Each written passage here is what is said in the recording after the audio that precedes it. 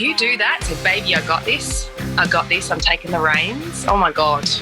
You'll get the best sex of your life. You'll get so much more intimacy because it allows us to sink back into our softness and our flow and our fire. And it creates that polarity which makes sparks fly. And this is where so many marriages go under, I believe, because the woman is in the masculine, the man feels emasculated, and you just get further and further apart from each other. And it's harder to come back together.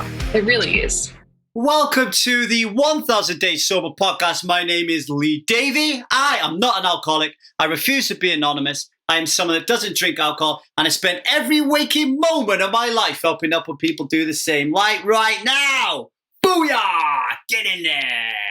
Go! As you can see, I'm in a very good mood today. I'm in a very good mood, folks. Very, very good mood. I've just realized one of those life-changing milestone moments in life, right? That I know is going to change my life completely. I fucking love it when I have this shit happen to me, right? So here's the deal. So I've been really holding on to my time. As I've been growing 1000 Days Sober, I've been getting busier and busier and busier and busier.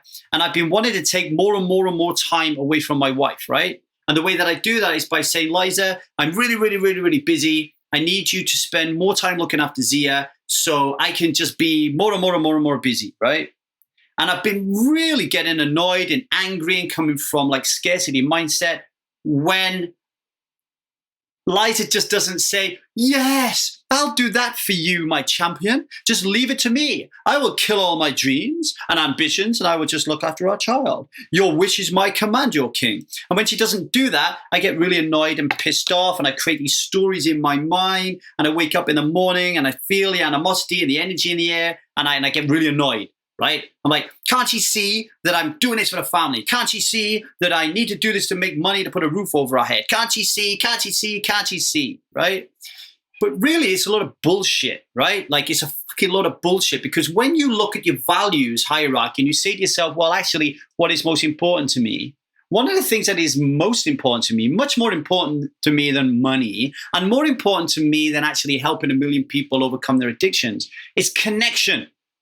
And who do I want to be connected to more than anybody else in the world, right? My wife, right? My wife, for so many different reasons. Like, I worked it out that I struggle a little bit in the whole joy, happiness, fun axis, which is strange because I'm a red, yellow personality type. So I like creativity and fun, but I tend to find a lot of creativity and fun in my work, right? But I also find that when I'm working, there's this like hum of anxiety, okay? And that I've noticed that hum of anxiety only disappears when I'm in the presence of my beautiful wife. When it's just me and my wife kicking it back. Might not even be doing anything. Might just watching a movie, might be reading a book, might be talking, whatever. I don't get that hum of anxiety, right? Like, I feel complete when I'm with her.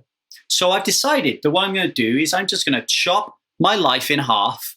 I'm going to chop my time in half. And I'm going to be like, there you are, Liz.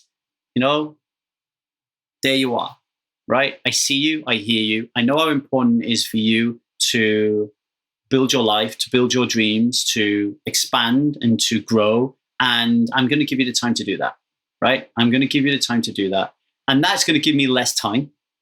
And that is going to force me to look at 1000 Days Sober in a completely different way and in an exciting, creative way where I can bring more and more world-class people in to give like you like a much, much better service than we're doing right now. And for me to focus on being the strategist and the builder of this thing, not necessarily the coach. Does that make sense? Right? So I'm really super excited about that today. That's why I'm really, really happy.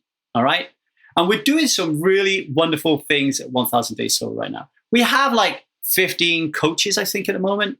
Jeffro has just joined us. He's a money mindset coach. And he's just about to launch his first workshop for 1000 Days Sober members this month. He's going to be doing 2 of them. I don't have it here in front of me, but he's going to be doing a money mindset coach. So that's going to be fantastic. Brittany Lee just recently joined us. She's a transformational coach and intuitive healer, right? Hugh Byrne, mindfulness and meditation. Sue Mort just joined us as a therapist. We have 2 therapists, Sue and John, right? We have a lot of wonderful coaches. Vinny, Lisa, we're dealing with trauma, dealing with thanatology. We are in talks to get on some amazing relationship coaches, coaches that understand the feminine, coaches that understand the masculine. We're fucking going places, baby. We're going places. I'm so excited, right? So if you want to get involved in that, if you want to taste the juice that is in 1000 Days Sober, if you want to overcome your obstacles and live a kick-ass life, then get to www.1000dayssober.com. Get involved and book yourself a Choose Yourself call with me or another member of the 1000 Days Sober team. And we will tell you what options there are. At the moment, we got 3 of them, okay? All based on what I call the Strive method, which used to be our 1000 Days Sober experience, right? It's now the Strive method. And we have the Strive method for addictions. We have the Strive method for relationships, creating meaningful relationships. And we have the Strive method for self-discovery, learning who you are, how powerful you are, and using that power to live a fucking amazing life, right? So there you are. 3 Strive method opportunities for you to work with us and my full suite of coaches. Boom, boom, boom, boom, boom. Come on board, choose yourself, invest in yourself financially, invest in yourself physically and mentally, and grow. We should always have a coach. Always, every single one of us, to the day that we die, should have a coach, right? Because we are human beings and we're designed to evolve and grow, all right? And talking about evolving and growing, okay? I'm going to introduce you to my next guest, Carlie Hageman. And I met Carlie Hageman through coaching with Kaboom. So I'm in a coaching container with Kaboom, called Kaboom, with Preston Smiles and Zion Kim and over 100 amazing coaches. And Carlie is one of them. She comes from Australia. And Carlie is a qualified social worker and art therapist turned women's mindset and clarity coach. Carlie's on a mission to help women reconnect with their unique energetic blueprint, using human design teachings so they can step fully into their purpose and impact for the world. She focuses on women taking 100% responsibility for their own happiness and fulfillment. Her coaching methods, a clarity path, take women through 4 stages of reconnection: awakening, igniting, and creating. Carlie weaves human design, breathwork, daily power, move habits, visualizations, feminine, masculine embodiment work, money mindset breakthroughs, and she uses the Healy energetic quantum frequency device in her work. She's the bomb. She's the bomb. Carlie is the bomb. And do you know what I love about Carlie the most? All that thing that I've just been talking about me and Liza. Carlie she's a mom. She's got like 57 kids. She's got a husband. She's got like so much to do. Yet she still manages to make such an impact in the world, right? Folks, ladies and gentlemen, you have so much power within yourself. So much power within yourself. You just need a few guides to eke it out of you. Guys like Carlie Hageman. So I'm going to shut the hell up and leave you in the capable hands of Carlie Hageman. Thank you for listening. Carlie Hageman. Oh, hang on, Carlie. Okay, so me and you, just going to center ourselves a second, okay? Mm-hmm. Deep breath, Carlie. Okay. I am so grateful that I get to spend this moment with the most beautiful, amazing, spiritual being, Carlie Hageman. I'm so grateful that I have this roof over my head, keeping the California smoke away. I'm grateful for the air in my lungs. And I am grateful that I have absolutely everything that I need. I have all my needs met. I'm a powerful, abundant human being. Over to you, Carlie. I am grateful for the fresh, crisp air. I'm grateful for the ocean I can hear just outside my window on the day I'm about to spend with my family on holidays down here in Australia. I'm grateful to be spending time with Lee Davey, who inspires me no end.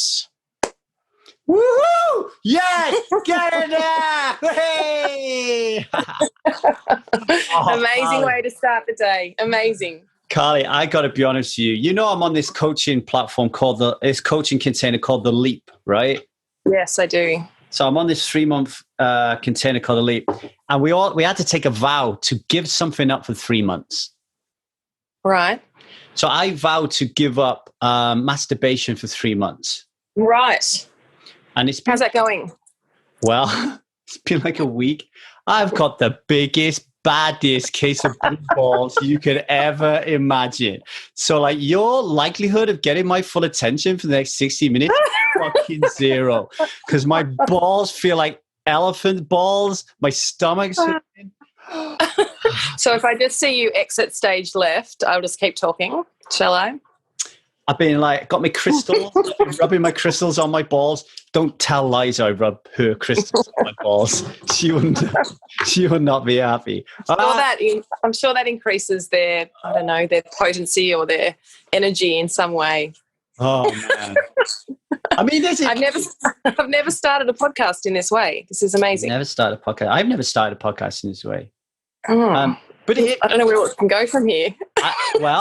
I can lead us from here. So okay. The reason that I wanted you on the podcast is you did a video actually. The title was Why Your Husband Is Not an Arsehole. Okay. Yeah. Yeah. And at 1000 Days Sober, recently I kind of switched my focus and I wanted to liberate women. And the way that I wanted to liberate women was to help men. So that to help men kind of like find their power, realize what it means to be a man, how that lack of being a man is impinging on the woman in the relationship, et cetera, et cetera. And I'm playing around with it, like I'm not quite sure where it will go, but it feels pretty cool to me. And one of the things that leaps out on me is there seems to be a lot of stuff in the world right now about understanding women, understanding femininity, right? And I think that is really super important. I really do, because I do believe we live in a patriarchal white man rules kind of like culture. However, I've started to read The Keys of the Kingdom. I've got Iron John here and King Warrior Magician Lover. And I've been talking to my wife about this and I realized that, Liza, has a lot to learn about men. Yeah. Particularly like you get blue balls if you don't masturbate or release or have sex or something. But it's a thing about a man that a woman doesn't know. You don't know what it feels like. You don't know how it comes up. And then that goes deeper and deeper and deeper into psychology. You know how men think, that men have different phases. So that's why I was really attracted to what you spoke about in your video, because you work with women. So talk about it a little bit. Why is your husband not an arsehole? Yeah, so that video really came about after a conversation with a couple of women that I'm coaching in the space that I embody, who were projecting a lot of anger and a lot of disappointment about their husbands, and their husbands doing this and doing that and saying this and not doing that and not doing enough of that, and this kind of projection about them. And I realized that whilst I was working with women about their feminine embodiment, I needed to help them see what the divine masculine is about as well. And I can absolutely see why women feel this way a lot of the time for a number of reasons. Firstly, a lot of us women have never experienced the divine masculine. We've only really experienced the toxic masculine. So that's when a man is in his toxic masculine, is when he's, domineering, controlling, violent, aggressive, or emotionally abandoning women. And, I'd had this experience growing up. The men in my life had never really been strong male figures. They were, I had some male family members that were aggressive. I had some male family members who would, when anything got tough, they would leave and disappear for weeks on end. So I think women have never really understood what the divine masculine is, which is they're just the most amazing thinking, logical, results-orientated, concrete, sturdy, protective, incredible energies if they're in that beautiful divine masculine. Now, and it's not gender specific either. I'm sure you're learning about this. We've all got our masculine and our feminine. Can you focus on that a little bit? Because if I was listening to my own podcast 6 months ago, I would have definitely thought it was gender specific. Yeah.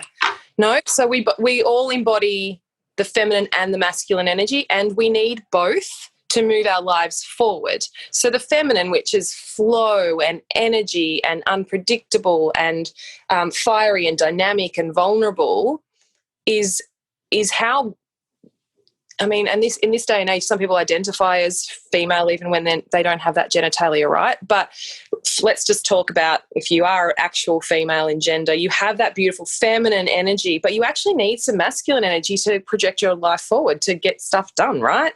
So we have both, and even men have both. They have this beautiful feminine energy where they can be soft and nurture. You see this, when men become fathers, when they soften and nurture this new life and they protect this new life. So we have both, and we need both at different times. What happens though is, what has happened over history is that a lot of men have been emasculated from their divine masculine through, and people find this very controversial when I say this, but through the feminism movement, men really lost their place, lost this sort of sense of, well, where do we fit now? We were the providers and we went out and worked and brought the money and the bacon home, and now our women are doing that, and our women can do that, and they're really independent, and we really want that for our women, but now what does that mean for us? And so when I talk to the women that I coach, we walk through, but what's happening for your man? Where does he feel like he can be the masculine in your relationship? Or do you just have all shit handled all the time and he doesn't know what the hell he's doing, and so he's feeling really displaced? And when we have that conversation, it's just beautifully connective for the woman to go, oh, he's not being a jerk or an asshole. He's actually quite lost. And and that usually that opens their hearts to a space of, oh gosh, I really want to connect with him and allow him to step into his masculine role. A lot of the work I do there is about helping the woman step back into her feminine, so the man can step back into his masculine, because we need that polarity in a relationship. I'm talking, a heterosexual relationship in particular. So yeah, it's really powerful work that I have also had to do in my marriage, because I was raised by toxic masculine men. I learned to trust my masculinity more than them, and I took that into my marriage. And so it's been a number of years of unlearning and handing over some of the reins back to him so he can be my man and protect me. And the interesting thing, Lee, is it's a freaking turn on, actually. When he takes the lead, he protects, he gets shit done, he makes decisions. It's actually incredibly arousing, and it's brought us, so much closer in all areas of our life. Our intimacy has deepened because I'm allowing him to be his masculine self, to be his beautiful, perfect masculine self. Yeah. I've had that same feedback, because I'm like, this weekend is Zia's birthday weekend. So I just kind of leave that stuff to Liza to get on with it. And then the weekend after, we're going to go on a trip to Lake Tahoe for Liza's birthday, and I just let her get on with that. And if we were to go on a world trip anywhere, we've traveled all over the world in the last couple of years, I don't think I've ever booked a flight in my life. Yeah. And there are some times when Liza is like, step the fuck up. And I'm like, what's the problem? I'm just being efficient. You get it done. But she's like, no, step up. Yeah. And I used to have that exact conversation. I've been with my husband for 15 years, and I would say to him, I cannot remember a time when you booked a holiday. We're on holiday this weekend, and this is the first one he's ever booked. Right. And that's because we've been doing this work in particular over the last couple of months. And it's just because you get stuck in this cycle of, well, she'll do it, she always does it, right? Like, it is efficient. She knows where to book. She knows how to book it. She's got all the system. But can I give you guys a little bit of a hint? Women get sick of making decisions, especially if they're caring for little people. We make decisions all week, like what are they going to wear, what are we eating, just so many decisions for women, and it's actually not our natural energy, and it burns us out. And then we become resentful about making decisions, and we don't want to make any decision. And I know for me, I get to the weekend, my husband comes home from work, and I'm just like, I just want you to decide everything this weekend because I'm done. If you do that, say, baby, I got this, I'm taking the reins, oh my God, you'll get the best sex of your life. You'll get so much more intimacy, because it allows us to sink back into our softness and our flow and our fire, and it creates that polarity which makes sparks fly. And this is where so many marriages go under, I believe, because the woman is in the masculine, the man feels emasculated, and you just get further and further apart from each other. And it's harder to come back together. It really is. Yeah, because you get into this cycle of defense and judgment, don't you? So Yeah, you know, and projection. I was gonna ask you, like, when you're working with your clients and you're trying to get them to see that your husband isn't an arsehole, like, so you're kind of like saying, okay, let's have a think about what's going on for them and how they work, so we can like readjust the way we communicate with them. Do you get like a kickback? Do you get a like, no, fuck that guy, like he never sees me, he never does anything. Why have I got to think about him? Like he never sees me. Sometimes, yes. But generally, when I talk about this, just as I explained it to you guys and your audience, is usually there's some kind of like primitive recognition of it. They go, oh, I can see that. We also, you know, we look back at their relationships with the masculine and the feminine over their lifetime, and we see some patterns, and generally that helps them make connection. But I also remind women that I work with that there's a reason that they chose their partner in the first place. There's a reason they were attracted to them. There's a reason that they've chosen to be in unity. And when we can remember back to what we were first attracted to in our partner, it softens the hard edges, if that makes sense. It softens the heart. They're like, oh, we never used to be like this. We used to have fun. I loved that he was a joker and a bit of a clown, and I loved that he was actually, you know, think back to when you maybe started dating, like, oh, he did open doors for me and he did decide on dates and where we were going, right? No, I'm laughing because when I first met Liza, we had a big fight because I didn't open the door for her, and that I walked ahead of her. That's not a good start, Lee. I was like, I was in Copenhagen and I'm walking and she's getting really annoyed, like, what's the matter? And she said, it's so disrespectful that you don't open a fucking door for me. You walk ahead of me. Like, yeah. And I was like, well, fucking keep up. Like why do I slow down, speed up? I used to get so annoyed. We'd go out and my husband would be 10 steps ahead. I'd be like, are we in Saudi Arabia where the woman has to walk 10 steps behind the man? Like, what's the actual F? Why don't you want to walk with me? And we make all these stories up about what that means instead of just asking the question, right? Like, why do you walk ahead of me? I get annoyed and I'll, you know, and then I'll come back at you later in the day and I'll dredge it up 10 years later. Like, that's what we do. Well, I think what I've taken out of that is, you know, like, so let's just take that as an incident. So, like, I'm walking ahead. Liza turns around and says, stop walking ahead of me. I then turn around and say, don't be so fucking stupid. Keep up. I cannot walk at your pace. Like, I can't help it. Like, so I become really defensive. Now, if I'm stuck in my boy psychology, my toxic masculinity, and I'm stuck in the matrix, I'm completely unaware of what I'm doing, then I'm just going to continue to defend and to judge and to not listen to her. But if I am learning by listening to podcasts like this, working with people like you, reading books like I and John that's on my bed right now, and you're learning more about these things, then you're a work in progress. So then you can say to yourself afterwards, why is this really important to her? Yes. And more importantly, why is this a big deal for me not to listen to her and honor what she wants, which is always going to lead back to, you know, a breach of approval, security, or, you know, connection, right? Like, so for me, it's always approval. Oh, she's telling me that I'm not a good husband, and I need that approval. Yeah.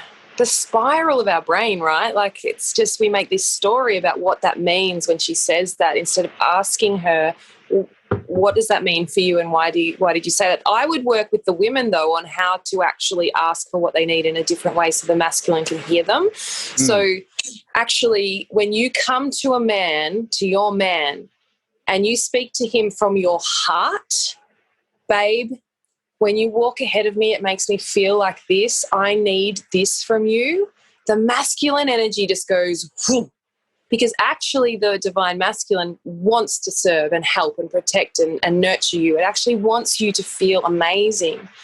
But when you come from your head of, you do this and stop doing that and why do you do this, the defenses come up, right? And most men, and you'll be learning that in the books you're reading, Lee, most men were never taught as young boys and men to expand their nervous system enough to hold the feminine fire.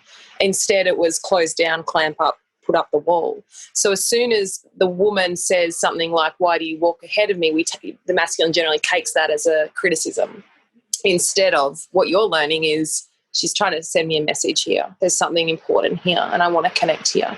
And so I feel like a lot of my work is just helping women take a breath and step it back and think about what they're actually desiring when they're snapping and emasculating and cutting their man down, which I did for many, many years. I would just find little moments to cut him down and sort of niggle at him, because that's what I saw in my parents' marriage. That's what was apparently functional when I was growing up. And so it breaks them down, and to the point of no connection. So if we can take it back and really think, what do I need, and talk to him from that heart space, the conversations are amazing. It totally transforms people's relationships, and they're quite simple concepts, but are often hard to do because we have so many triggers and traumas and woundings and, previous experiences where maybe, and a lot of women, especially with patriarchy, have experienced taking their heart to somebody and having it actually destroyed and stomped onto. So there is some fear sometimes around women doing that. Yeah, I always remember, I think it was Don McGarrowitz said, if you give your heart to somebody, just be prepared that they're going to drop it. For me, growing up, connection didn't mean shit. Yeah. Like in the relationship, it didn't mean shit. Like to me, connection was sex. We have sex, we connect. So if I'm walking ahead of you and you're giving me some jip about it, I'm not really connecting the dots. And this is why I invite people you onto the podcast, is I want men to connect the dots. Yeah. Because if you think that sex is connection and sex is really important in your life, right? Then the way to get sex is not to moan and groan, did you want sex? It's to understand how to connect to your wife, what your wife needs you to do to connect, and to make a choice about whether or not you're willing to step up and do that. Because you might say to yourself, I don't want to do that. Like, I don't want to behave like that. And get the fuck out of the relationship. Have some respect and find somebody else. But for me, it was things like, okay, this is really important to her. Why? And then you realize that, hang on, if I actually listen to what she's saying and I respond and, make her feel heard, then the whole conversation around intimacy and sex and everything becomes just so much easier. So like this blue balls thing that I was like messing about with. We live in a house where we got two people in their 70s and we sleep in the same room with a 4-year-old. Yeah. So it's not a great place to have blue balls, right?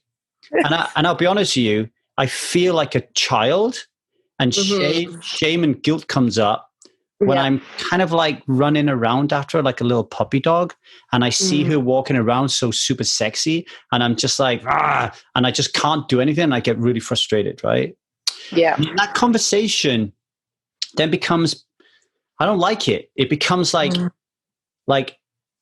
you need to have sex. Whereas if you're connected as a guy, if you're doing the right things in your relationship, if you're playing with your child and giving her utter presence, which is super sexy for my wife, right? If you're holding space for them, if you're cleaning up because you know it's a problem for them, if you're listening to them but not trying to fix them, then the conversation around sex is very different. It's much more gentle. There's no shame attached to it. And all of a sudden you're like, you're like partner, you're like allies trying to find a solution rather than, oh, for fuck's sake, like, I'm not in the fucking mood. Why you keep fucking chasing after me? It becomes, okay, I see this is really important for you. How are we going to make this? How are we going to make this happen? Yeah. That comes out of connection. And something I don't know that many men have been taught is that the masculine is about giving and the feminine is about receiving, right? Like penetration and opening. That's how it works emotionally as well as physically. And most women, and especially if there's been some form of childhood abuse, which is very, very common in women, I think 1 in 3 girls in Australia, where I live anyway, I would assume it's the same around the world. A lot of women need to do a lot of healing around receiving physically and emotionally. So if you're doing the work over here as a man and you're like, yeah, but my wife still doesn't want to have sex with me, it's not about, rising into this sort of anger and I feel attacked and I feel emasculated. And it's more about, well, how do I help her heal those wounds? How do I help her step back in and get in touch with her own sexuality and intimacy practice? And there's an incredible book that I've just started reading, and it's really opening my eyes to even more, and it's called Pussy, A Reclamation. And because a lot of us women have been really cut off from our sexuality in that way, or it's been deemed dirty, or it's been, just growing up and, having sex with teenage boys because they weren't men, right? And like, there's so much stuff there for women. So when you were talking about, your relationship with Liza, and if you're doing the work and she still doesn't want it, there could be some work there around her actually coming back and healing some of that femininity stuff and her sexuality stuff, and getting back in touch with her body and her vagina and what that means and all of that sort of stuff too. So, I love it when my husband is able to hold space for that, when I'm like, I really am not turned on. I don't want it, but I want to work on that, because that's something that I want in my relationship, is intimacy, but I'm really stuck. And where he can hold space for that and say, well, what do we need to do? How can I help? What books do you need to read? Like, where do we need to go? Do we need to talk to someone? And able to step into that space with me to create a container for that healing, instead of, again, abandoning me, cutting me off, saying I'm wrong, judging me. Yeah, it's just so much more connective. Does that make sense? It does, yeah. It just goes to show sex is just like such a massive, essential part of a relationship in one or the other. There have been times when I've said, okay, do you know what? I'm not going to chase around for sex. I'm not going to ask for sex. I'm going to cut sex out of my life. And in some respects, things become easier because there's no pressure. There's, the energy's away from that. But then on another respect, it's kind of like, no, actually, and I'm realizing this in my mid 40s. Okay. Yeah. I've never realized before, is this a biological need? So, for example, like, a couple of months ago, me and Liza introduced like fortnightly date nights away, where we just book a hotel, cut loose, and we can be intimate there because we don't have to be in that household, right? Yeah. Well, when that 2 weeks comes around and I'm not there, my body lets me know. It hurts. It hurts. I feel like an insane attraction. Like, it's like, I just like need to make a baby or something. It is definitely biological. It's not psychological. It is. But can I also say that women have been taught that is wrong in men, right? Like, all you care about is sex, and men just want to sow their seed and I'm like, yeah, like that is such a biological need for men, and that's okay. Let's not make it good or bad. That's just what it is, right? Now, can we teach men how to have that release with connection and intimacy? Absolutely. I mean, it's not helped by the porn industry and how sex is depicted in the media, and some of these really sexualized shows that I'm seeing on Netflix with young girls and boys. Like, it's just crazy what's out there, and that's generally, I'm raising 2 boys, right? My boys are 8 and 6, and I just think I do not want them to learn about sex in that way. I don't want them to see sex and intimacy in that way. They'll be reading books like Pussy and Iron John instead.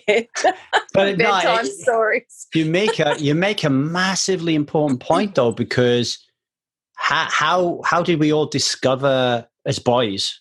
How did we discover sex? Was it talked about in your house? Well, I would say the way that I discovered sex was listening to my mum and dad having sex,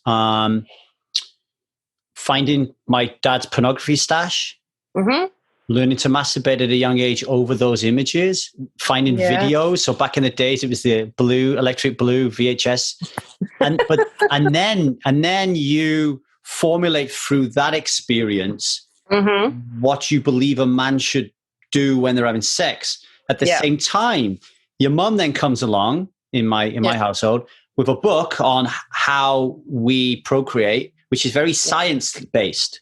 Yeah. Right. Yeah. And then you learn about, you put the penis in the vagina and then you have an orgasm and then you can have a baby, right? So there's these things that are just complete opposite. And what you really need is, like, I tell you what, my Birds and the Bees talk with Jude, who's like 19, was more focused around respecting women. Like, whatever you do, and raising awareness of porn culture. So saying to Jude, look, I know you're going to watch porn, but please, that's not real sex. Like, that's not real connection. And we always need to go into these situations really respecting the woman. But ideally, and this is like so difficult, you need somehow like, right, I'm having a class today. I'm going to learn how to have a blowjob. Like I'm going to learn how to like lick a woman out. I'm going to learn how to actually have sex. I'm going to learn how about what the fuck is pre-cum. I like so many things that we literally learn through porn, you know? Yeah. And then you get addicted to it. It's really interesting. I was having a conversation with I've got a sensuality coach who's been helping me with a lot of my own healing around my body and loving my body again and wanting to be intimate with my husband. And, we're having this conversation about, remember sex education in school where we learned how to put a condom on a banana. Yeah. And, we learnt the real freaking whatever stuff that, we could have learnt by doing a Google search. And I thought, imagine if they taught this stuff. And I said, but it would be deemed so inappropriate, yet the porn industry can be all over the internet and be accessible by our young people. So imagine if we could change the narrative, and we can do that in our own homes if we're raising young boys and girls. We can do that with them, but it's just so interesting that society deems that as an inappropriate conversation or class to have, but we can absolutely allow porn to dictate how our kids learn. This is another place actually where it would help if the world tried to understand men a little bit more, I guess. Is and when I'm saying this, by the way, I'm not discounting the need for people to understand the women as well, right? No, of course. Everything I'm doing is about, hey, men, let's understand the women a little bit more. But we thought we'd do this one. So I interviewed Dominic DeVita recently, and we talked about porn addiction, sex, and stuff. And Dominic, she's a tantra teacher, and she's like, well, porn's okay. Like, porn is like most things in life. Like you use it incorrectly, it's going to be bad. Use it well, it could be good, right? And she was talking about, I can't remember his name, like this director who makes really artful porn, right? However, let's think about how a guy uses porn. Tell me, because I don't really know. Okay, so this is how I use porn, right? So, I used to, because I don't use porn anymore. But that's right. I live in a household with 2 70-year-olds, like I said, and Liza and Zia. So the dad goes to work in the morning, and then all of a sudden, Liza and her mum says, we're going to take Zia to the park.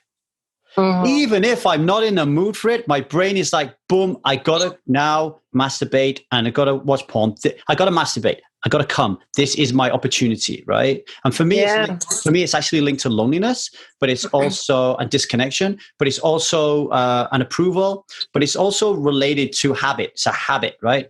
It's a trigger. If I go into a hotel room on my own, back in the day, instantly porn and masturbation, right? So, but then what you want to do, you just want it over and done with as quickly as possible. So you go into YouPorn, you pick a video that's going to turn you on, and it's all over and done with within like 5 minutes, right?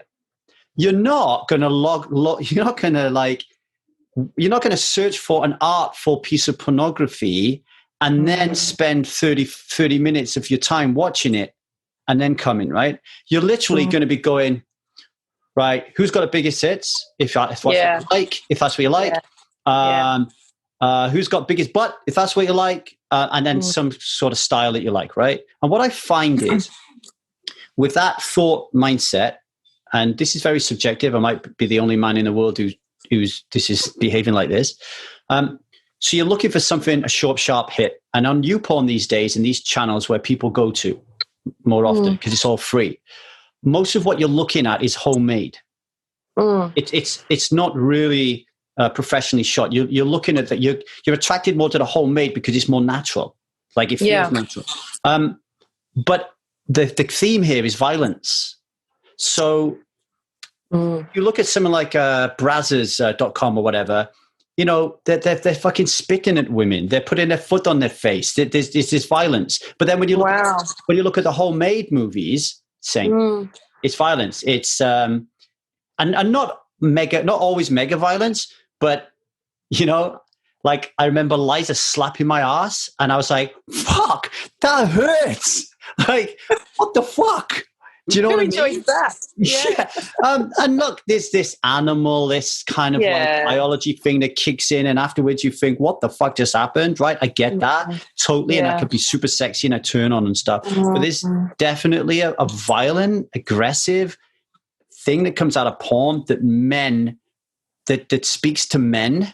Do you know? It's like there's a difference. There's a difference between some rough sex when you're both connected, and the man's in his divine masculine, and when he's in his toxic. Yes, exactly. So one is I'm like you're lost in the moment of connection, and it's a union.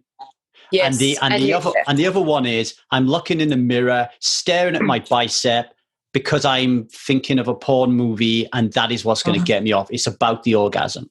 Yeah. And so many men have so much displaced anger because they've been displaced for so many generations and haven't been taught how to embody their divine masculine that, I think a lot of it comes out during sex. And I think it's just different if everyone's in there equal, the power's equal, there's connection and intimacy, and you both want that kind of rough play. But a lot of us women have experienced really aggressive, sometimes violent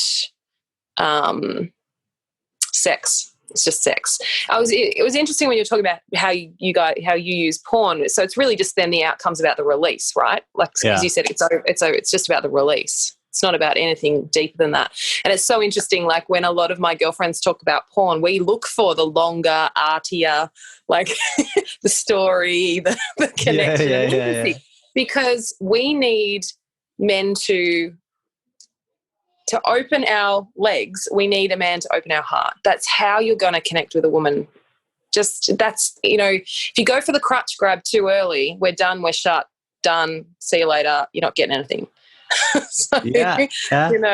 The crutch grab, the whole you get home from work, your wife's in the kitchen, she's been with the kids all day, she's knackered, and you just walk in and grab her ass and they go, fuck off. Have you ever done that, Lee? Oh, yeah, but you know what goes through my head, though? This is what goes through my head, especially now that I'm on this, I've been on a growth spurt for the last 10 years, right? So and I want to come back to drinking and sex in a minute, right? Okay. What goes through my head is, oh, wow, she's really in a bad mood. Oh, the whole world's on top of her. Now is not the best time to ask her. There's no way she's going to have sex. She's in such a bad mood. And then Liza's like, all right. And then you're like, yeah, do you fancy a quickie? It's like, what the fuck did I just say that for? When in my head, I was telling myself not to. That's true. That's true. I just want to cycle back to what we were talking about, and just to underline this conversation about sex and violence and aggression in men, is that, whoa. If you drink alcohol and then get yourself in a sexual experience, and alcohol, everybody thinks that the good thing about alcohol is it lowers inhibitions. No. It's the bad thing about alcohol, right? Because now you have no inhibitions. You're already cued into this kind of subconscious programming that says, okay, the way to have sex is to slap them around the arse, is to strangle them, is to choke them, is to get turned on by that kind of that aggressive pursuit. And then you've got somebody saying to you, actually, I don't want sex. And I know I've come into your room with you, but I don't want sex, right? And you're fucking smashed. How many people have woke up in the mornings and been like, what the fuck did I do last night? Yeah. And there's been times in the past where when I was younger, probably, in my early 20s, when I was at university and we'd go out drinking 3 nights a week, and, as a female, it would loosen me up and, relax me enough to maybe take a guy home. But I always remember those nights when it just tipped over to, he was just too drunk. I didn't feel safe. But then I was like, oh crap, he's in my house or he's in my room or. Fucking A. You're not going to be a guy feeling unsafe with a woman in your house. Do you know what I mean? You ain't pulling a woman on a Saturday night going home worrying about it. But what did Liza's mum says? All men are wolves. Yeah. And we had somebody on Strive, her nickname that she created was Raised by Wolves. Yeah, right. Honest to God, I know I'm sounding melodramatic now, but if I was a woman in this day and age, there's no fucking way I would want to take a man home into my house when I'm drunk. And we have to think about that now when we go out. Not only do we walk back to our car with our keys between our fingers in case we get jumped, not only do we think don't walk through that park, don't go up that road, and we're constantly scanning for danger. Yeah. So many women are still just constantly in fight or flight or freeze. But yeah, if we then go, well, if I drink, will I get my drink spiked? That's another one. Yeah. I had my drink spiked in my early 20s, and thank God I was with a really good group of friends and they got me home safely.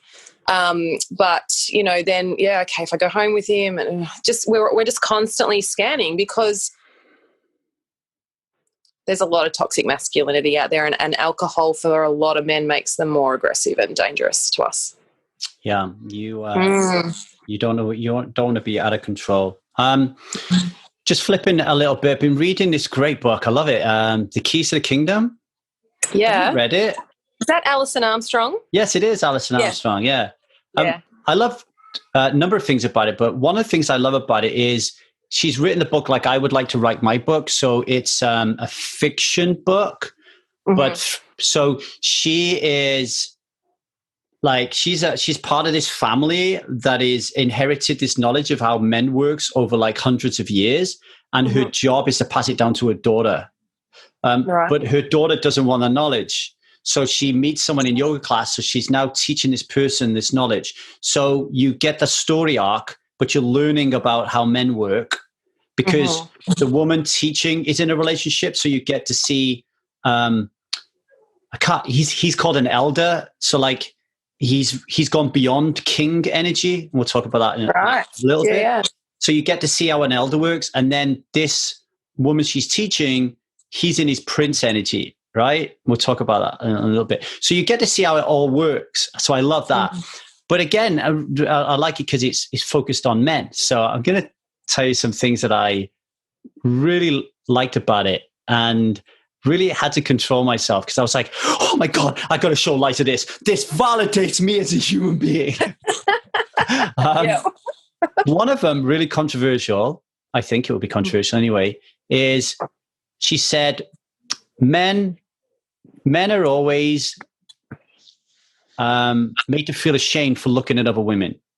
Now, this is romanticism, right? So the romantic view that we will marry someone and they will just love and covet us forever and never, ever, ever, ever, ever look at someone else. So she says... It's so unrealistic. Yeah, she's like, what the fuck? Like, and she says, it's not his fault for looking at you.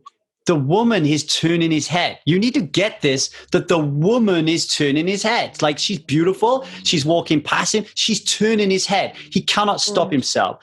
And then she said, and listen to this one, folks, because this one will anger a lot of you, probably women. Yeah. Then she said, there are men who look too long. Yeah. And when they do, you need to look into yourself and ask what is missing from your relationship. What are you not providing in your relationship that is related to that prolonged stare? Now that then goes into radical authenticity. Yeah. What's your thoughts on what I've just said there? Yeah, my thoughts are that triggers a lot of women. Yeah, it does. And still, I'll be honest, there's parts of me that I go, oh, like that snags, and I'm not sure with that. However, what I teach with coaching my women is 100% authenticity, 100% responsibility for doing your own work and healing your own wounds and bringing 100% of yourself to that relationship.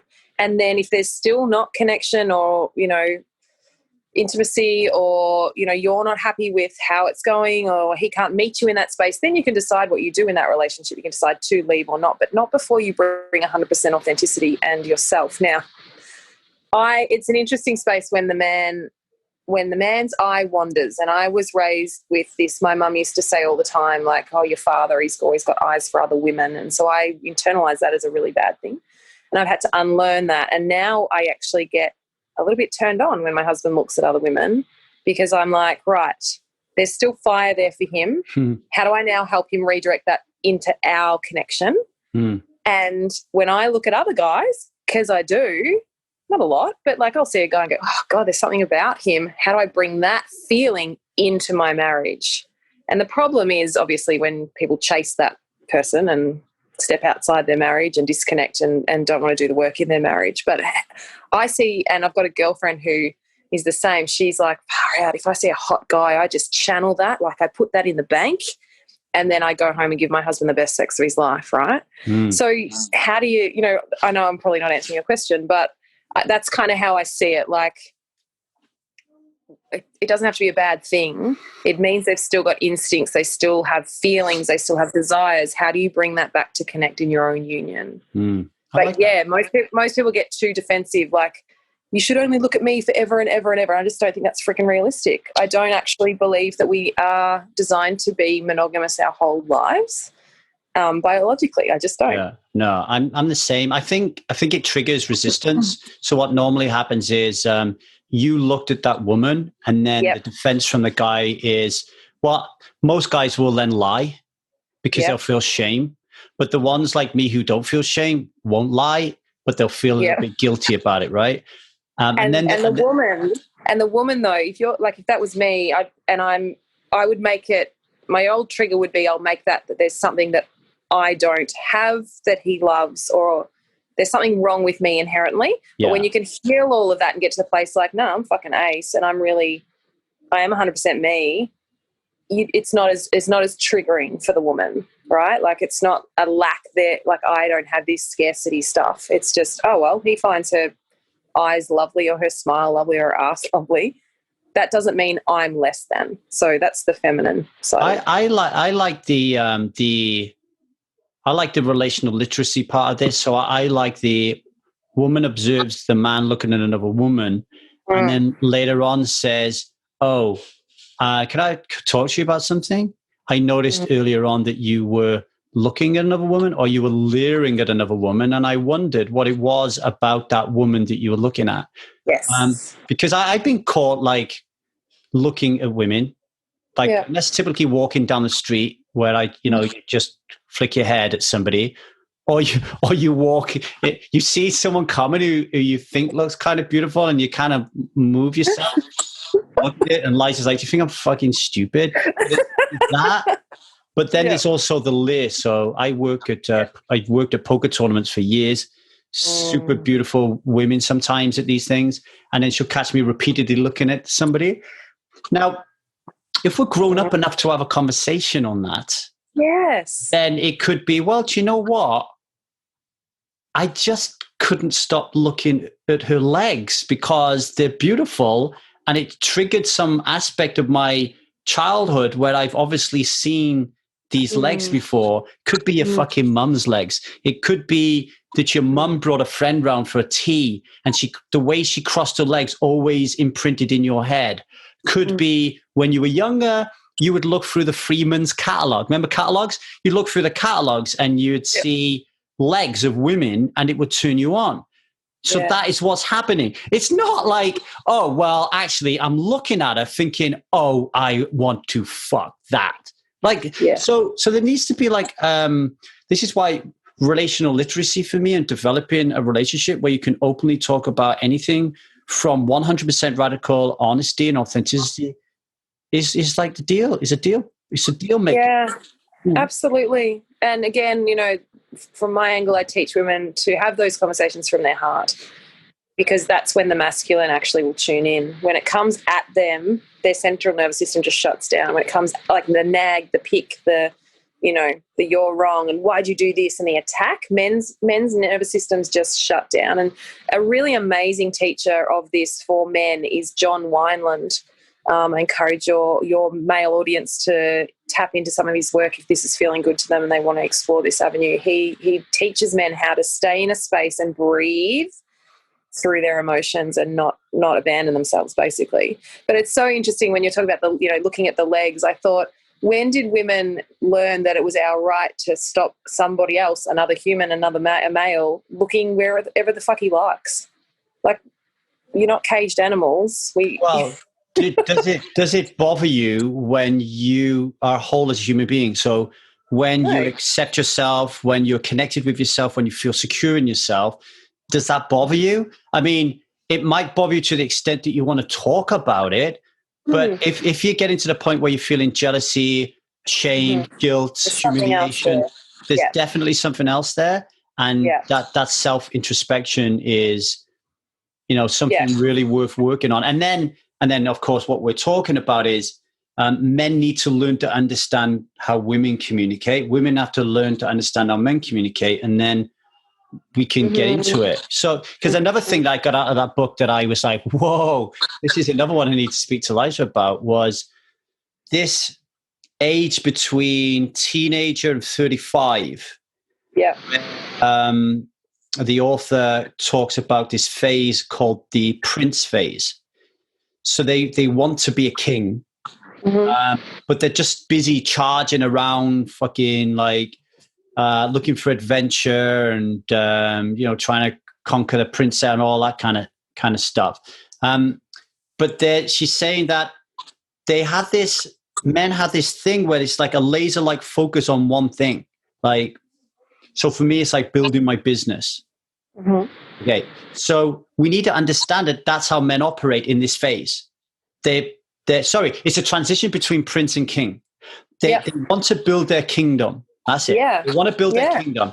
And if you don't let them build their kingdom, then you are going to disconnect from them in the same way that if a man doesn't hold presence and space for a woman, they're going to disconnect.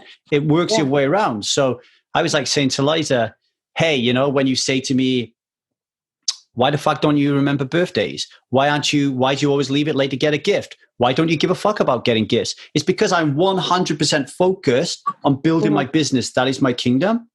And when I built it, then and then the woman says something controversial, and she says, knowing this means that the woman can put prompts in front of the guy's face. That the woman can go to the guy and say, just letting you know, because I know this isn't something that you're really concerned about. It's my birthday on Saturday, and this is what I want. And the linear results-oriented man will go, okay, good. Now I know what to do. And I've ordered my gift. I'm taking it to extreme, but just understanding that the reason that your guy is so focused on this project is not all because he's trying to run away from you. And understanding that the divine masculine is linear, is results orientated, is success orientated, can help us women understand that they still have the same values as us. They just show it in different ways. So for an example, I do values work with every woman I coach around what are your top values in life. But I also ask them to, if they can, get their husband or their male partner, generally all my women that I coach have men in their lives, to do the values as well. And they come back shocked. They're like, oh, his top value is family, but I didn't think it was because he's always at work and he's always outside in the shed fixing things and he's always doing this and this. And I'm like, yeah, same value expressed differently. So you think that family is quality time, hanging out together, going on holidays, spending that time together, whereas he's totally fixated on family, but he's fixated on bringing in money, feeding the family, keeping a roof over your head, leaving a legacy, having something to pass down to your children. And it just brings connection. So when we come down to it and we work through it, generally every couple has the same values. They just animate differently. And so, as you said, that beautiful relationship literacy about just how do we connect more? How do we talk more? How do we understand instead of making assumptions and projections? My husband is an arsehole because he doesn't do this and this, but okay, but where does he show up for you? There's always the shadow, there's always the light. How is his behavior actually functional? And we ask these questions, we can come generally to a place of, oh, he's actually the beautiful man that I married or met and chose to be in a relationship with. But we've just become really disconnected and we're not in our feminine masculine polarity. So.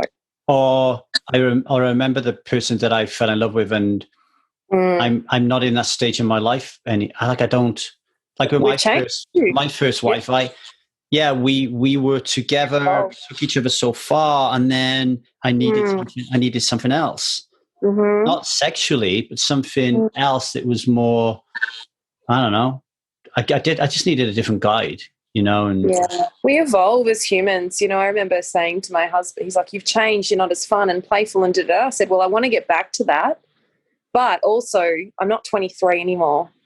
Like I'm, it's 15 years later. I'm pretty much a different human to what I was there. So how can we grow together or love each other enough to not be together and still be okay?"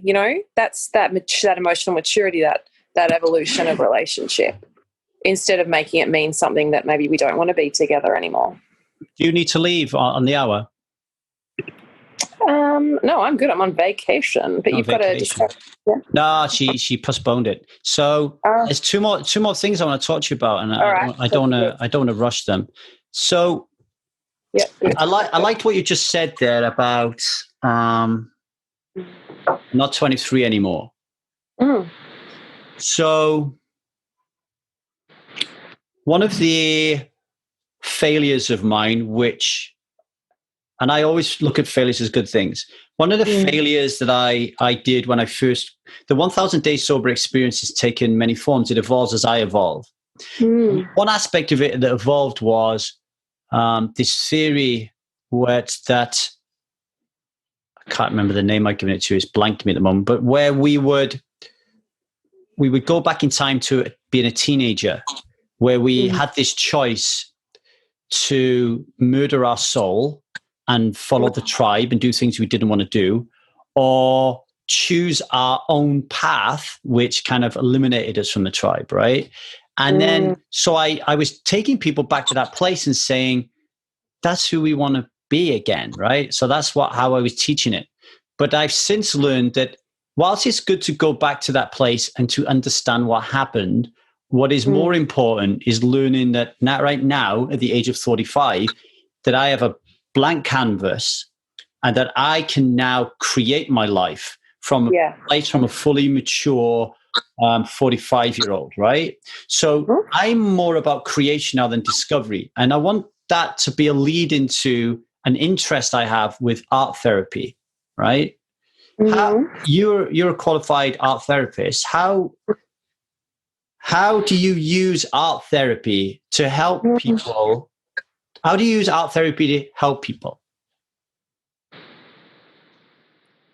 Well, for me, the modality that I learnt was to help people go back and process trauma through the body. So release trauma from the cells, that's where our trauma is trapped, in our cells, without having to talk about it and rehash it and re-traumatize, right? So that's how I use art therapy when I know that there's a block, and it could actually be past life stuff as well. Like the body can go back that far, but with art therapy, you don't need to know, you don't need to talk about it, you don't need to, dig and understand it and conceptualize it. You just allow the body to release. And the main modality or medium I used to use was clay work, because it's very primal. And in my sessions, we just start with a visualization or meditation, go down into the body, and then just follow the hands. There's an incredible book called The Hand, and I cannot remember the author off the top of my head, but about how humans have evolved, how their hands have evolved over time. And so we just trust the hands, you dig into the clay. Now, by the end of some of my sessions, I'll have people that have smeared clay all over their bodies and almost like a rebirth, but they haven't had to talk about it or understand it. They just allow their body to do the movement. So that's how I've used art therapy, in allowing people to get into their body as well. So a lot of women that I work with have had sexual abuse and trauma, and so they've dissociated from their bodies. Almost I picture it like their head and their body they're not attached. And sometimes we'll see this in drawings where they draw a body and their head is not even attached to their body. So using things like clay, plasticine, finger painting, it can regress people back to an age where maybe some trauma happened, but they don't have to relive the trauma. That's why I love art therapy. And they can release that from their cells and then just come out of it feeling lighter, and the whole trajectory of whatever was happening and animating in a certain way will change. And they'll say, I don't even understand. I just did finger painting for an hour. I'm like, yeah. Yeah. So it's more on the discovery phase and the creation phase. So it's like opening space to create. It's not even, so art therapy is not about the end product. It's not about art. It actually shouldn't even be called art, really. But it's we call it somatic experience. So it's body work. It's actually body work. So it actually doesn't matter. It's just the movement of the body. So one other thing I do is guided drawing, where you actually draw with your eyes closed and a pencil in each hand. So you're not drawing a picture, but you're drawing movements. So it might be circular motions, or you might get a woman that can't even put the pen on the paper. You might have women that actually tear the paper back and forward with very aggressive strokes. It's actually more about the body movement than art. It's not about art. And a lot of people say, oh, I'm not a good artist, I can't do that. And I'm like, no, it's not about that. It's not about that. It's body work. It's somatic body work. And if you read any of Peter Levine's work around how trauma is trapped in the cells, you kind of get a correlation between, that's why clay work works and finger painting. You know, some women that I work with where they've, had a traumatic event at the age of 3 will go back and do finger painting because that's generally what they were doing art-wise at that age. And we'll just go back there and experiment and play and almost re-parent them through the stages of art so they can heal their inner child. So we start with finger painting, then we go to pencils and guided drawing, and then some clay, and then maybe collage and, the actual art stages as you grow. You probably see it in Zia. As she grows, it gets more sophisticated. But we have to go back and integrate. It's that inner child work. I like it. What I like about that is understanding that everybody learns very differently and everybody heals very differently. And so having all these different, what I like about you is you have so many different arrows in your quiver. So you can give your clients a lot of choices. And one of those is human design. So what's that? Talk about that a little bit. Oh, gosh. Just a little bit. Okay, how do I talk about this? I love it so much. Well, talk about it as long as you like. No, that's all right. So human design is it's a combination of a number of different theories: quantum physics, the tree of life, the Chinese I Ching, chakra systems, and astrology, all in one super system that was created in the 80s. And it basically, how I like to use it is it gives me a person's unique energetic blueprint or aura from the time they were born, literally the time they came into this portal, basically. And so it's kind of like, people have had their stars, they know their horoscopes and that sort of stuff, but it's like on steroids, and it gives me a really great picture of who they are and how they uniquely function in relationships, how they are best to make decisions that will bring the least amount of resistance in their life, how they align to their natural energy, how they'll have more, like how to tap more into their intuition, really. And so, but it can tell them, if you're, I can't wait to do Lee Davies. Oh my God, I need to dive in and do yours so badly. I'm just like, you have given me some little snippets. But whether you should listen to your gut instinct or you should listen to your emotions, or it even tells you what your purpose here, like your main themes in life will be, your challenges and struggles will be. Like one of mine is money struggles. I'm here to learn through money, which I've definitely felt throughout my life. And so when I give people a reading, so I offer people readings, quite in-depth readings, every person says to me, oh my gosh, it's like you've just given me permission to be myself. And all the work I do breath work, art therapy, human design, and then obviously my general coaching is all about helping people come back to who they authentically are before they were conditioned, before they had obligations, before they had expectations, before the world told them who they should be. And human design really strips all of that away and just helps you see who you truly are. And then you can build your life and create, your life with more intention around that, and really listening always to in here, what do I need? What do I want? What are my desires? And how do I impact on the world from that place? Because we're all so unique. Okay, one question to finish off. Okay. My wife at the moment, she's doing lots and lots and lots of training and education in nutrition, health and wellness and stuff. And she got into this NES health thing. So similar type of thing, by the sounds of it. You do a reading, but it's a little gizmo, and it fucking tells you everything about your life, right? And she also has this like NES health. I don't think it is here right now. It's like a little thing, and you type it in. It's like EMF. So we put it on when we're going to bed. Zia had a bad stomach the other day, so she put it to digestion, and we use it like a magic wand. All these things and the things you were talking about, you really need to have an open mind, right? Like if you don't have an open mind about these things, and you know me for like 12 weeks now, and you know that when I came into our coaching container, my mind was, I don't know, there was a gap there where I was willing to learn some stuff, but I still had some fixed views on a lot of things. Yeah. How can we teach or coach people to open their mind? Is it possible? So I do agree that you need to be able to tune everything's frequency. And I use a device called the Healy, very similar to what you've got, but it's a different company, obviously. But, everything is frequency. So I believe that you need to be able to tune your frequency to the station that you want to learn from, right? Because, I also, I've used essential oils for so long, and I find that they work for people that are open to them, and then the people that are not say it doesn't work, right?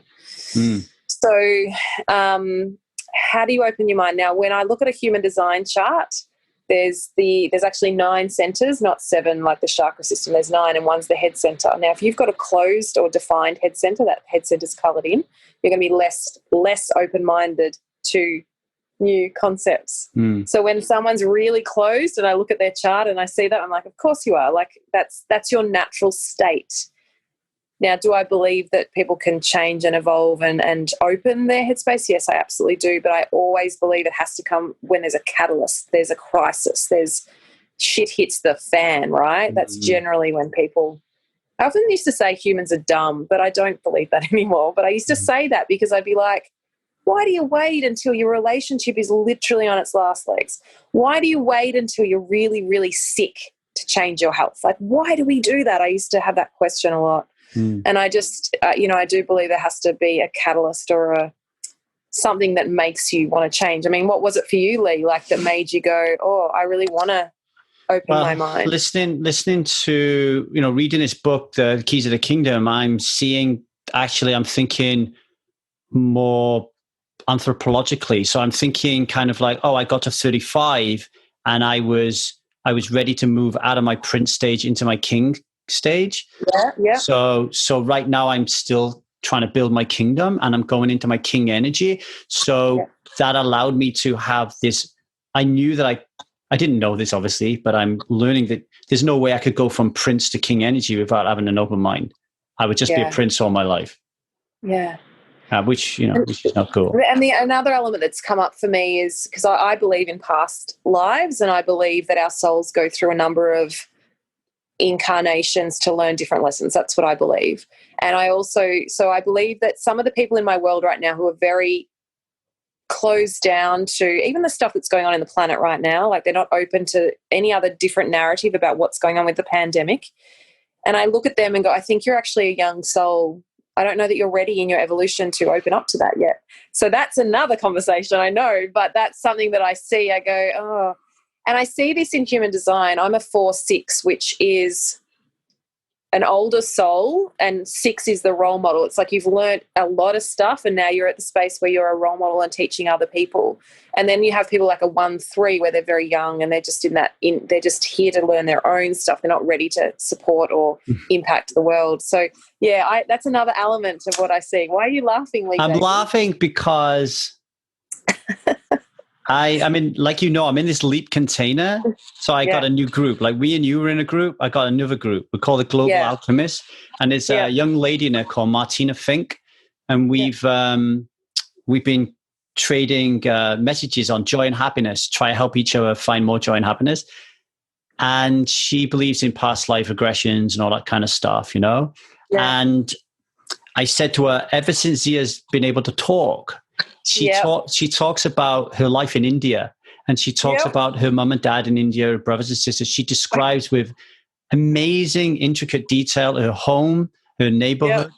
And when I told this to Martina, instead of Martina going, "Well, you fucking nuts," which most of my old friends would say, Martina said, "Oh, wow, she sounds like a very old soul." Which for me to hear about a 4-year-old, just, I think it would have blew my mind like 10 weeks ago. Yeah, totally. Now I was just like, oh, wow, my daughters are, I can see that. And children are so much more in tune. You know, often children will tell these stories and adults will say, don't be ridiculous, you've never been to India, you know, what are you talking about? But they're so close to the veil of the part, their recent life, right? It's amazing. I think like when I was younger, like I did some work last night with my coaching buddy where we had to regress each other back to ages 0 to 8, then ages 9 to 12, then 13 to, and on up to 25, where we had to describe our happiest memories and our saddest memories. And then we were kind of like seeing what was attached to those. Like, was it lack of security, lack of control, lack of approval? And it made me remember how many people I would see in my bedroom when I was young. Why I still wear a sleep mask every night, because I'm scared, because even now at 45 I'll see people in my room, and I have kind of put it down to hypnagogic hallucinations, so I've kind of like followed the science line to it, but now I'm starting to think maybe I was an old soul, and maybe I just have this ability to see things that other people can't see. I remember like this guy I interviewed on the podcast, he was a sleep expert. Can't remember his name. And he said to me, modern life is stealing our dreams, right? Like we're having a problem with dreaming less and less because of screen time. And when I told him about this woman, like I would open my eyes and there'd be a woman sitting by the side of my bed. He was like, why don't you ask her why she's there? And I was like, are you kidding me? Like, I just screaming off the top of my voice. Like, I'm surprised she doesn't fucking run away and bang her head in the window on the way out. Like, you need to be really open-minded to be like, there's, hey, what are you doing next to my bed, entity? Yeah. G'day. How you going? We went right off a tangent there. You know what I love, Lee? I love that when I first came into your vortex a few months ago, you were the least spiritual in our group. Yeah. And I love that you're probably going to cross the line as the most spiritual, seeing people in your bedroom. Dude, this is the best. my coaching buddy in the Leap, so Preston and Zion, they deliberately chose people they think you needed to be with. Claudia, my buddy, she is the fucking crystal queen. Like her entire house is full of fucking crystals. Like, every time we speak, she's like going, let me just, my body energy. She's like fucking, and I'm like, I can see why you brought us together. This is the best. I love look at my crystals, man. I know, you've evolved so much. I love it so much. And it's so, I think everyone has psychic and spiritual abilities. I just think we numb out to them and we close down to them when we're very young because they're scary. But so many people around me say in their 40s, they really start to open up to those gifts and start to tune into those gifts and find out how to protect themselves and create boundaries around it. But it's fascinating to me. I love that. I just want to say to all the guys out there now who are thinking, what the fuck? Like, I used to listen to Lee's podcast because, you know, like at the beginning, he's talking about his blue balls, and that's why we love Lee. Lee, don't go down the crystal route, brother. What are you doing? Because like most people, I'd say, how did you find me? Like, I really resonated with your energy and all this kind of stuff. And my energy is changing now, right? But let me tell you guys, let me tell you what's happening for me right now is by opening my space up, my container, if you like, to allow the possibility things that I don't understand exist and happens, but open myself up to the possibility, acknowledge that I have all my needs met, accept that I'm an abundant, amazing human being, that all of life is energy and energy is vibration. It all starts with thought and how I think. All these things that I'm thinking about at the moment, I'm telling you folks, it's making me happier. It's making my wife look at me and go, wow, this guy's a fucking super sexy being. It's providing connection. And I'm attracting wonderful people like Carlie into my life, who Carlie would not be really interested in wanting to hang out with me she wouldn't be interested in hanging out with Ching. Like my old guy, Ching. No way. She'd be like, this guy is just a fucking narcissist. Yeah. Get away from me. Energy. Yeah. I always come back every day in my own journaling, meditation, mindfulness practice, my own centering, and then with my clients, it's just, if something feels good, then why not fucking follow it? Yeah, keep doing what works. Don't think, but what will people think? And will people think I'm crazy? And just, does this feel good? And be guided by that every fucking day. Because that's how we were when we were kids, until it was conditioned and socialized out of us, right? Which then caused all our shit and our problems and our angst and our addictions and Lee's talking about Carlie's talking about other lives. That's making me feel uncomfortable. Why is it making me feel uncomfortable? Why?